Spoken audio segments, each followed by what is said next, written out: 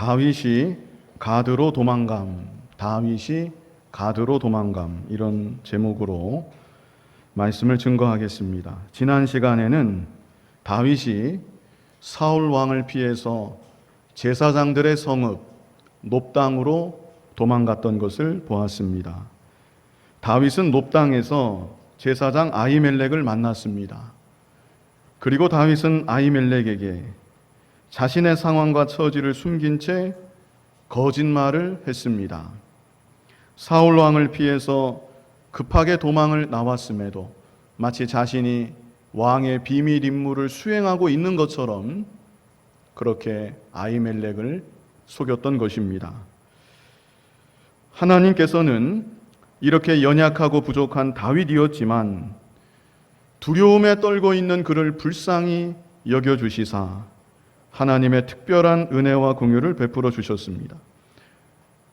배고파하는 그에게 제사장들만 먹을 수 있는 떡을 내어 먹게 하셨고, 아무것도 가진 것이 없는 그에게 골리앗의 칼을 주시면서 다시금 승리의 과거를 기억하게 하셨습니다. 그렇다면 이제 다윗이 하나님의 은혜의 손길을 깨닫고 여전히 자신과 함께 하시는 하나님이심을 확신해서 힘을 내어 담대함을 되찾았어야 마땅합니다. 그러나 다윗은 안타깝지만 그러하지 못했습니다. 그래서 오늘 본문을 보면 다윗이 가드로 도망을 갑니다. 본문 10절을 같이 한번 읽어보겠습니다. 그날에 다윗이 사울을 두려워하여 일어나 도망하여 가드왕 아기스에게로 가니. 다윗이 가드왕 아기스에게로 갔습니다. 그렇다면 가드는 어떤 곳인가? 가드는 블레셋 나라의 한 도시입니다. 블레셋은 5개의 큰 도시가 연합하여 이루어진 나라가 블레셋입니다. 그런데 그렇게 연합을 이룬 5개의 도시 중에서 가장 큰 도시가 가드였습니다. 그래서 가드왕 아기스는 가드뿐이 아니라 연합체 블레셋의 왕노릇까지 하였습니다. 그러므로 다윗은 도망을 갔는데 블레셋의 중심부로 도망을 간 것입니다. 블레셋이 어떤 나라인지는 굳이 설명하지 않아도 대부분 아실 것입니다. 오랜 세월 이스라엘을 괴롭혀 왔던 나라, 항상 이스라엘을 대적했던 나라, 그 나라가 바로 블레셋입니다. 그런데 다윗은 바로 그런 나라로, 그것도 그런 나라의 중심부로 도망을 간 것입니다. 다윗이 왜 그랬을까요? 왜 그랬을까요? 먼저는 다윗이 인간적으로 아무리 머리를 쓰고 생각해 보아도 이제 나는 더 이상 도망갈 곳을 찾을 수가 없구나, 이렇게 판단했기 때문일 것입니다. 사실 당연한 얘기입니다. 한 나라의 왕 사울이 자신의 왕권을 총동원해서 다윗 한 사람을 잡아 죽이려고 합니다. 그 나라의 모든 인적 자원, 물적 자원이 오직 한 사람 다윗 잡아 죽이는데 총 집중이 되고 있는 것입니다. 다윗이 무슨 수로 피할 수가 있겠습니까? 게다가 사울 왕은 이성을 상실했습니다. 누구의 말도 듣지 않습니다.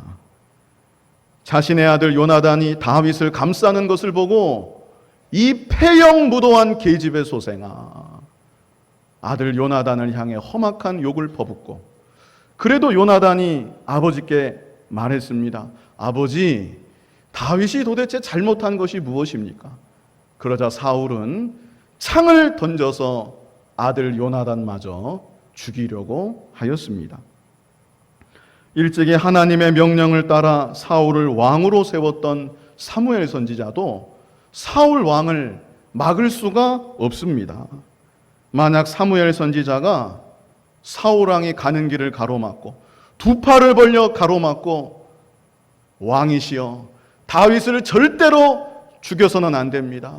그런 일이 결단코 있어서는 안 됩니다. 만약 사무엘 선지자가 그렇게 말했다면 사울 왕은 사무엘 선지자를 죽여서라도 다윗을 잡아 죽일 기세입니다.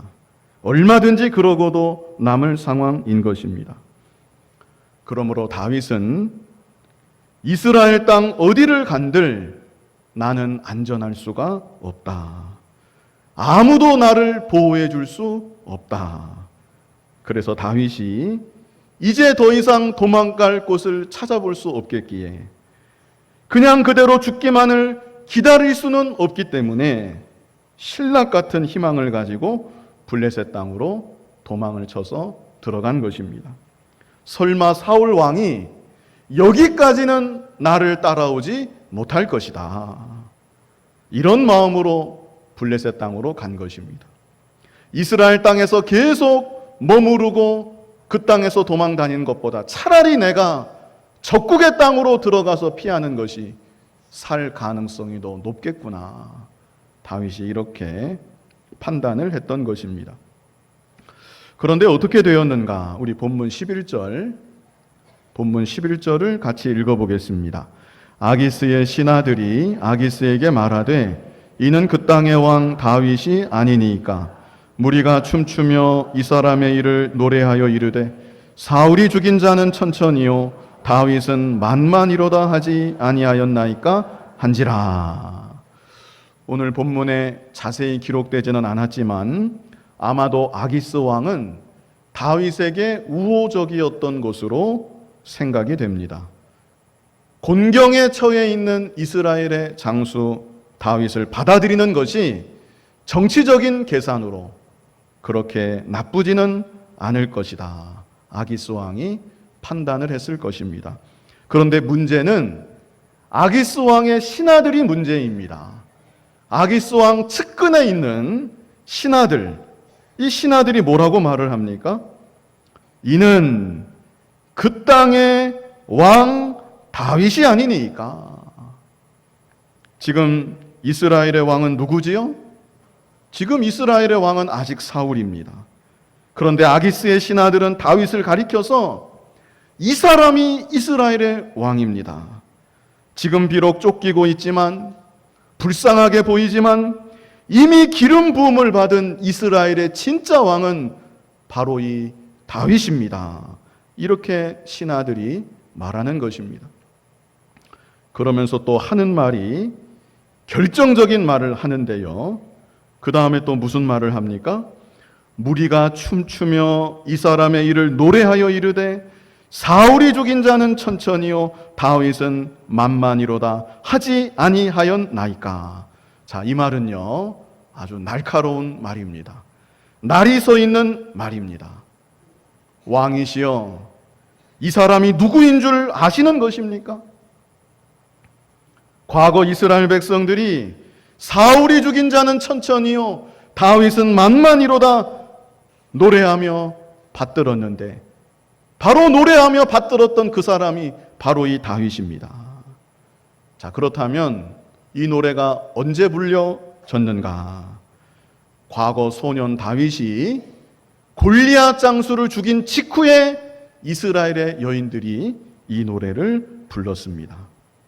그러니까 아기스의 신하들은 다윗의 과거를 정확하게 기억하고 있는 것입니다.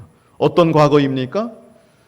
블레셋이 자랑하는 최고의 장수를 무참하게 죽였던 다윗의 과거를 아기스의 신하들이 정확하게 기억하고 있는 것입니다. 더구나 다윗이 죽였던 골리앗은 바로 이곳 가드 출신이었습니다. 그러므로 아기스의 신하들은 이렇게 말하는 것입니다. 왕이시여, 이 다윗이 누구인 줄 아십니까? 과거 우리나라 블레셋의 최고의 장수, 게다가 우리 고향이 낳은 최고의 영웅 골리앗을 잡아 죽인 자가 바로 이 다윗입니다. 신하들이 이 사실을 지적하고 있는 것입니다. 다윗은 아마 여기까지는 생각을 못했던 것 같습니다. 과거 소년 때의 일이었는데 당연히 다 잊혀졌겠거니. 더구나 이제는 용모도 그때와는 많이 달라졌는데 설마 나의 그때 일을 기억이나 하겠는가. 그런데 뜻밖에도 아기스의 신하들은 다윗을 척 보자마자 그때 일을 정확하게 기억하고 지금 왕에게 아뢰고 있는 것입니다. 이에 다윗이 어떻게 반응했는가? 우리 12절 말씀 같이 한번 읽어보겠습니다. 다윗이 이 말을 그의 마음에 두고 가드 왕 아기스를 심히 두려워하여. 다윗이 딱히 할 말이 없습니다. 아니라고 발뺌할 수도 없고 그저 다윗은 분위기가 갑자기 달라졌습니다. 아기스와 그래도 어떻게 잘 될 것 같았는데 신하들 말 한마디에 분위기가 갑자기 싸늘해진 것입니다. 지금 달라진 분위기와 이제 아기스 왕이 자신을 어떻게 처리할지 심히 두려워하게 되었던 것입니다. 우리는 이 부분을 주목할 필요가 있습니다. 오늘 본문을 시작하면서 다윗이 왜 가드 왕 아기스에게로 갔는가? 여기 오늘 본문은 간단히 말하는데요. 그날의 다윗이 사울을 어떻게 했습니까? 두려워하여 일어나 도망하여 가드 왕 아기스에게로 가니. 다윗이 두려워하여 가드 왕 아기스에게로 갔습니다. 그런데 그 결과 어떻게 되었습니까? 12절 끝에 뭐라고 말씀합니까? 심히 두려워하여. 두려워서 갔는데 어떻게 되었습니까? 심히 두려워하게 되었습니다. 두려움을 피하려고 다른 곳으로 갔지만 더 큰 두려움이 다윗의 마음 가운데 임하게 되었던 것입니다. 그런데 다윗의 마음 가운데는 두려움만 임한 것이 아니었습니다. 본문 13절을 같이 한번 읽어보겠습니다. 그들 앞에서 그의 행동을 변하여 미친 채 하고 대문짝에 그적거리며 침을 수염에 흘리매. 다윗이 갑자기 미친 사람 신용을 했습니다. 이것은 두려움에 따르는 필연적인 결과라고 할 수 있습니다. 어떤 사람은 이 대목을 해석할 때 이것은 다윗이 자기의 일행들을 구하기 위해서 스스로 낮아진 것이다. 스스로 수치를 무릅쓴 것이다. 그래서 이 대목을 예수 그리스도의 하늘 영광 버리시고 자기를 비어 낮아지심까지 연결해서 이 대목을 해석하는 사람도 있습니다. 성경에서 어떻게 해서든 예수 그리스도를 찾아보고자 하는 시도는 나쁘지는 않습니다. 그러나 이 본문을 그렇게 해석하면 안 됩니다. 다윗이 왜 미친 채를 했는가? 여기 12절로 13절은 그 이유를 우리에게 분명하게 말해주고 있습니다. 12절 끝에서부터 보면 뭐라고 말씀했죠? 심히 두려워하여 그들 앞에서 그의 행동을 변하여 미친 채 하고. 왜 다윗이 미친 채 했습니까? 심히 두려워서 미친 채 한 것입니다. 다른 선한 목적, 다른 이유는 없는 것입니다. 그저 두려웠기 때문에. 뭐가 두렵습니까? 죽는 것이 두려운 것입니다. 죽을까봐 두려운 것입니다. 나 더 살고 싶은데, 나 여기서 이렇게 죽을 수 없는데 너무나 두려워서 신앙의 자존심 다 내던지고 굴욕적인 모습까지 마다하지 않았던 것입니다.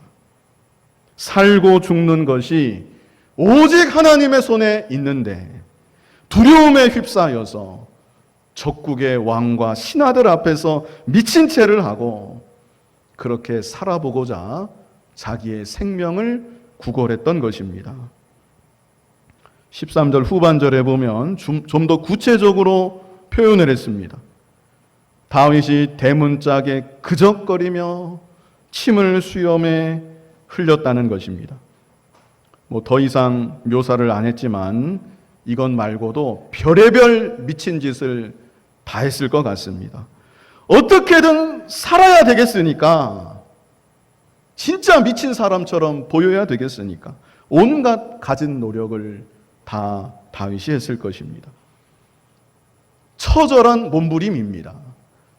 하나님이 세우신 이스라엘의 왕이, 하나님의 종이, 하나님의 뜻을 이루어 나아가야 될 하나님의 사람이 이방 나라, 이방 백성 앞에서, 마귀 사탄 앞에서 수치와 조롱거리, 비웃음거리로 전락을 한 것입니다. 그런데 다윗의 이런 미친 채 하는 연기가 효과를 발휘했습니다. 아기스와 신하들이 감쪽같이 속은 것입니다. 이것은 하나님께서 다윗을 보호하신 것입니다. 강권적으로 다윗을 지켜주신 것입니다. 다윗이 더 이상 더 비참해지지 않도록, 더 이상 굴욕적인 모습이 되지 않도록 하나님께서 다윗을 불쌍히 보시고 막아주신 것입니다. 우리 14절로 15절 같이 한번 읽어보겠습니다. 아기스가 그의 신하에게 이르되 너희도 보거니와 이 사람이 미치광이로다. 어찌하여 그를 내게로 데려왔느냐? 내게 미치광이가 부족하여서 너희가 이 자를 데려다가 내 앞에서 미친 짓을 하게 하느냐? 이 자가 어찌 내 집에 들어오겠느냐 하니라. 그래서 다윗은 다시 한번 큰 위기 속에 있었지만 이 위기의 자리를 피해서 다른 곳으로 가게 되었습니다. 하나님의 인도하심이 여전히 계속되고 있는 것입니다.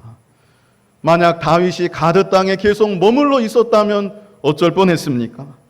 장차 이스라엘을 다스릴 사람이 적국의 지붕 아래서 그들과 함께 지낸다면 얼마나 심각한 문제입니까? 만에 하나 죽임당했다면 얼마나 더 큰 문제입니까? 그러나 하나님께서는 다윗은 비록 연약하고 부족해서 최악의 선택, 악수 중에 악수를 두었지만, 그러나 하나님은 여전히 다윗을 붙잡아 주시고 이런 가운데도 다윗을 연단하시고 다윗의 앞길을 인도하여 주시는 것입니다. 특별히 본문의 사건을 통하여서 오늘날 우리들에게 주시는 중요한 교훈들이 있습니다. 간단히 두 가지만 말씀드리고 이 시간 마무리하고자 합니다.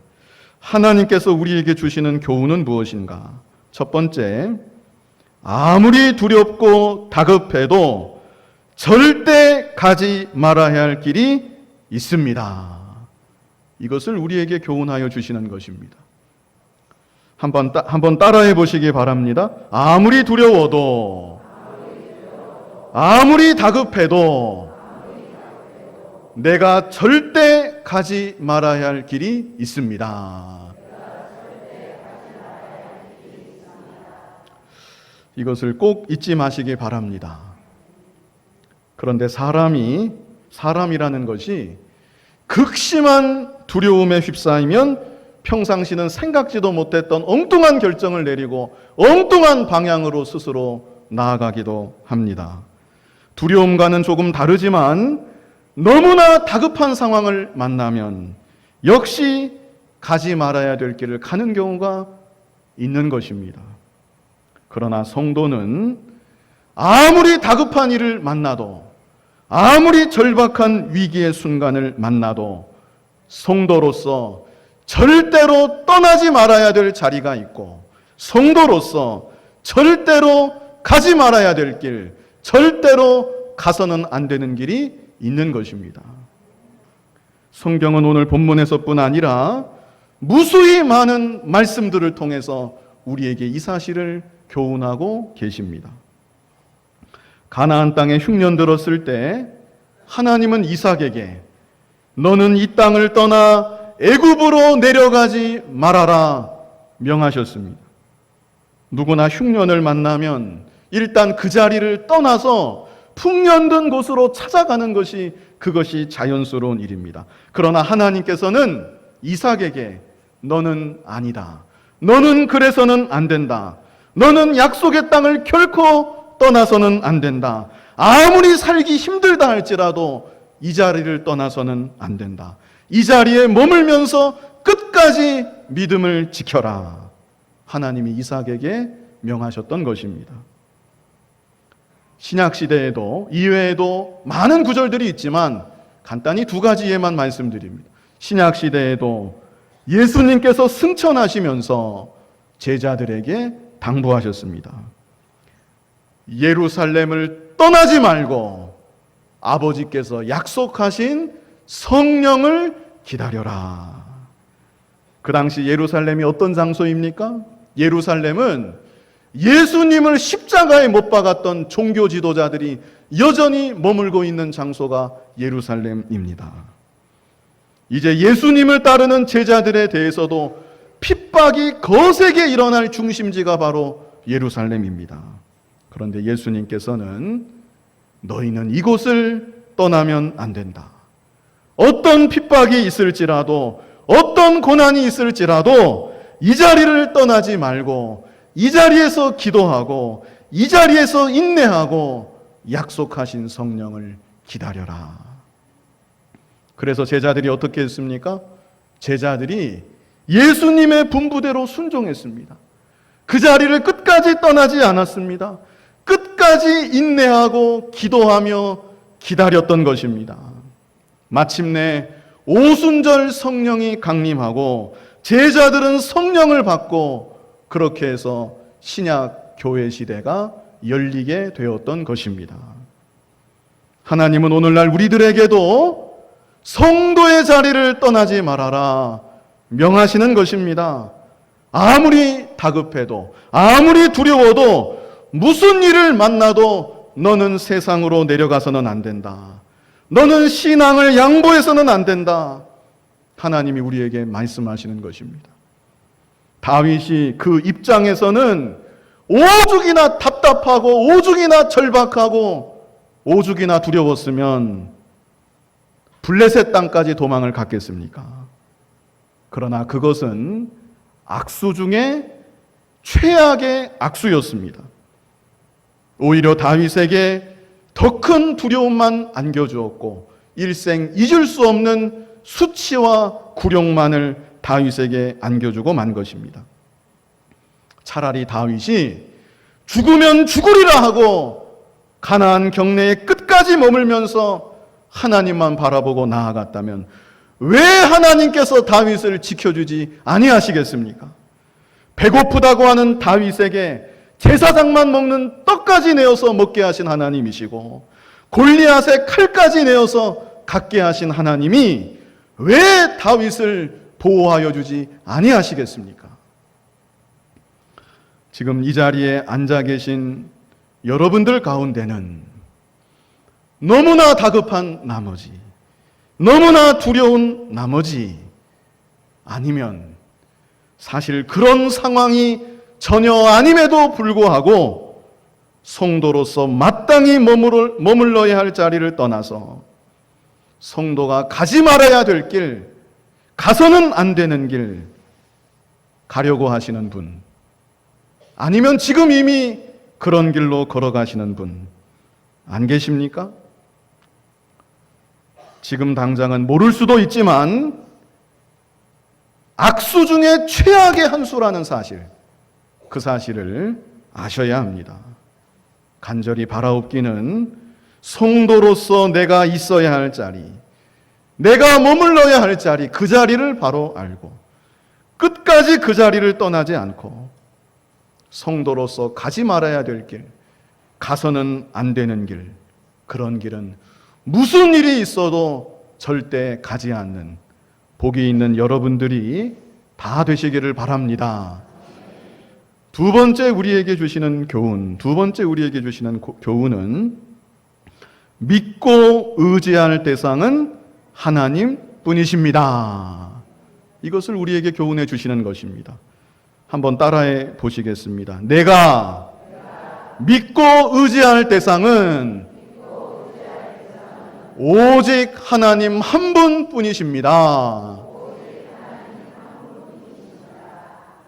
이 사실을 잊어버리지 마시고 마음판에 꼭 새기시고 일생 살아가셔야 합니다. 다윗의 입장에서 처음에 다윗은 자신의 아내는 사울의 딸입니다. 자신의 아내 사울의 딸 미갈을 어느 정도 의지했을 것입니다. 실제 미갈이 한때 기지를 발휘해서 다윗을 창문을 통해서 달아내리고 사울의 신하들을 따돌린 일도 있었습니다. 그러나 자신의 아내 미갈, 사울의 딸 미갈, 그 미갈이 자신을 지속적으로 지켜줄 수는 없는 것입니다. 이어서 다윗은 사울의 딸이 아니라 사울의 아들입니다. 사울의 장남 요나단을 많이 의지했을 것 같습니다. 요나단은 항상 아버지 사울왕 곁에서 그림자같이 사울왕만 따라다니고 아버지 사울의 일거수일투족을 누구보다 잘 알고 있고 게다가 왕자기 때문에 지위가 있고 권세가 있고 능력도 있습니다. 다윗을 충분히 도와주고 다윗을 얼마든지 보호해 줄 수 있을 것 같습니다. 그러나 요나단도 다윗을 지켜줄 수 없는 것입니다. 다윗은 라마나요스에 있는 사무엘 선지자에게도 가보았습니다. 그러나 사무엘 선지자도 다윗을 지켜주지 못하고 보호해 줄 수가 없습니다.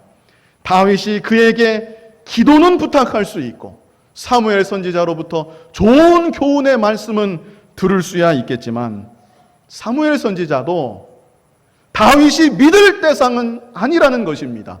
의지할 대상은 결코 아니라는 것입니다. 제사장들의 성읍 놉당에도 가보았습니다. 수많은 제사장들이 그곳에 있었지만 그곳에서도 다윗은 보호받을 수가 없습니다. 마지막에는 급기야 이건 발상의 전환입니다. 파격적인 생각을 다윗이 한번 해본 것입니다. 아예 적국의 왕 아기스에게까지 가보았습니다. 그러나 그 결과는 오히려 더 굴욕적이고 참담할 뿐이었습니다. 이 땅에 다윗의 피난처는 없습니다. 다윗의 안식처도 아무데도 없는 것입니다. 이 땅에서 다윗이 믿을 대상, 다윗이 의지할 대상 한 사람도 없는 것입니다. 이제야 다윗은 절실하게 깨닫습니다. 무엇을 깨닫습니까? 내가 믿고 의지할 대상은 오직 하나님 한 분뿐이시구나. 나의 피난처는 오직 하나님 한 분뿐이시구나. 나를 지키시는 분도 하나님 한 분뿐이시구나. 그러므로 일생토록 내가 오직 믿어야 할 대상, 내가 오직 의지해야 될 대상, 내가 오직 바라봐야 할 대상도 하나님 한 분뿐이시구나. 다윗이 절실하게 깨닫고 고백하게 되는 것입니다. 우리 시편 34편을 한번 보겠는데요. 시편 34편이 어떤 시인가? 바로 이 사건 직후에 다윗이 미친 채 하다가 구사일생으로 살아나온 직후에 다윗이 기록한 시가 시편 34편입니다. 이 시간에 다 읽어볼 수는 없고요. 시편 34편 4절 한번 같이 한번 읽어보겠습니다. 내가 여호와께 간구하매 내게 응답하시고 내 모든 두려움에서 나를 건지셨도다. 이 구절로 보건대 다윗이 그래도 블레셋 땅에서 기도했음에 분명합니다. 물론 잘못된 선택을 했지만 다윗이 그래도 기도했던 것입니다. 특별히 다윗이 미친 채 하던 그 순간에 다윗의 중심만은 하나님께 간구했던 것입니다. 하나님, 저를 좀 불쌍히 여겨 주시옵소서. 이럴 수밖에 없는 저입니다. 나약한 저입니다. 이런 저를 좀 불쌍히 여겨 주시고 저를 건져 주시옵소서. 다윗이 미친 채 하면서도 침 흘리면서도 그 중심이 하나님을 향해서 간절히 기도했던 것입니다. 그럴 때 하나님께서는 그 미친 채 하는 다윗의 모습, 참 연약하고 부족하고 딱한 다윗의 모습을 불쌍히 보아주시고 다윗을 그 굴욕적이고 비참하고 두려워하는 그 상황 가운데 기적적으로 하나님이 건져주셨던 것입니다. 시편 34편 6절에도 다윗이 고백합니다. 이 곤고한 자가 얼마나 곤고했겠습니까? 미친 채 할 때 얼마나 마음이 곤고했겠습니까? 이 곤고한 자가 부르짖음에 여호와께서 들으시고 그의 모든 환난에서 구원하셨도다. 다윗이 이렇게 건짐받고 하나님을 찬송했던 것입니다. 그리고 다윗이 이런 사건을 겪은 뒤에 모든 믿는 자들을 향해서 권면합니다. 뭐라고 권면하는가? 시편 34편 9절을 같이 한번 읽어보겠습니다. 너희 성도들아 여호와를 경외하라. 그를 경외하는 자에게는 부족함이 없도다. 아멘. 이어서 10절도 같이 한번 읽어보겠습니다. 젊은 사자는 궁핍하여 줄일지라도 여호와를 찾는 자는 모든 좋은 것에 부족함이 없으리로다. 아멘. 다윗의 체험을 통해서 나온 절절한 고백입니다. 하나님을 경외하는 자, 하나님을 찾는 자, 어려우면 어려울수록 하나님만 바라보고 하나님께 나아가는 자, 모든 좋은 것에 부족함이 없다는 것입니다. 마지막으로 이것은 다윗이 기록한 것은 아니고요. 다윗의 아들 솔로몬이 기록한 구절이 또 있습니다. 잠언 29장 25절 우리 같이 한번 읽어보겠습니다. 사람을 두려워하면 올무에 걸리게 되거니와 여호와를 의지하는 자는 안전하리라. 아멘. 사람을 두려워하면 어떻게 됩니까? 올무에 걸립니다. 그러나 하나님을 의지하는 자는 안전하다고 말씀하고 있는 것입니다. 세상 모든 것은 다 변합니다. 사람도 변하고 환경도 변하고 모든 것이 다 변하는 것입니다. 그러나 오직 변치 않는 분, 하나님 한 분만은 어제나 오늘이나 영원토록 동일하시고 영원토록 변치 아니하시는 하나님이십니다. 하나님의 말씀도 세세토록 없어지지 않는 영원 불변의 진리의 말씀입니다. 그러므로 변함없으신 하나님만을 믿고 하나님만을 의지하고 살아가는 자, 영원 불변의 진리의 말씀, 하나님 말씀만을 붙잡고 살아가는 자, 요동하지 않는 것입니다. 이 시간 다윗이 가드로 감 이런 제목으로 말씀 증거했습니다. 다윗이 왜 가드로 갔는가? 자기 딴에는 도저히 더 이상 도망갈 곳이 없었기 때문에 자기 생각입니다. 인간의 생각입니다. 두렵고 절박한 마음에 그래도 내가 여기에 가면 사울왕의 추격을 피할 수는 있겠지.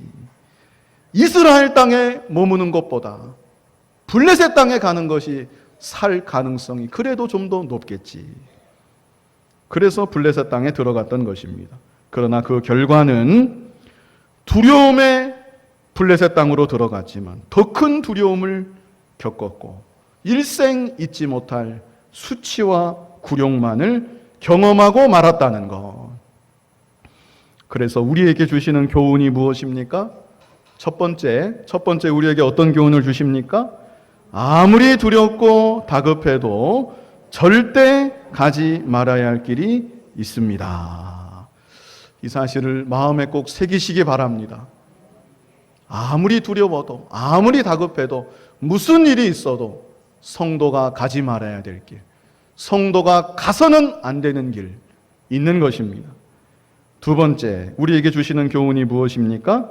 믿고 의지할 대상은 하나님뿐이십니다. 내가 믿고 의지할 대상 오직 하나님 한 분뿐이시라는 것.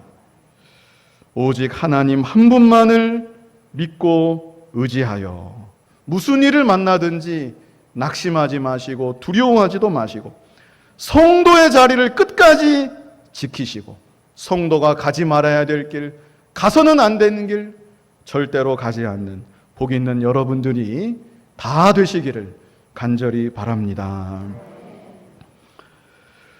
거룩하신 아버지 하나님, 이제도 우리를 지키시고 보호하시고 하나님 섭리 가운데 주권 가운데 인도하시는 아버지 하나님, 오직 하나님만을 믿고 의지하는 우리가 되어서 무슨 일을 만나도 두려워하지 아니하고 내가 있어야 할 자리 떠나지 아니하고 끝까지 믿음으로 나아가는 우리들이 다 되게 하여 주시옵소서. 예수님 이름으로 기도하옵나이다. 아멘.